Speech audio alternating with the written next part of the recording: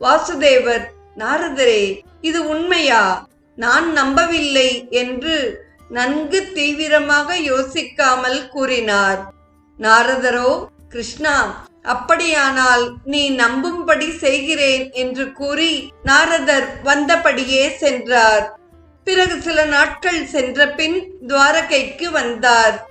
அன்று வாசுதேவன் தனது மனைவிமார்களுடன் ஜலக்கிரீடை செய்து ஏகாந்தமாக அமர்ந்து கிரீடாரசத்தை அனுபவித்துக் கொண்டிருந்தார். அந்த இடம் மிக அழகிய ரைவதக மலையில் உள்ள உத்தியானவனமாகும். சகல ருத்துக்களும் ஒன்று சேர்ந்து தனது காலத்தில் உண்டாகக்கூடிய எல்லாவிதமான பூக்களையும் பூக்கச் செய்து இறைவனுக்கு சந்தோஷத்தை அளித்தன. மயில்களும் கேக்கா என்ற ஒலியுடன் ஆடின. குயில்கள் இனிமையாக கூவின. குயில்களின் ஒலி, தண்ணீர் கோழியின் நாதம், வண்டுகளின் இனிய கீதம், கிளிகளின் அழகிய சொற்கள், சாதகப் பறவையின் சப்தம் முதலியன சந்தோஷத்தை அளித்தன.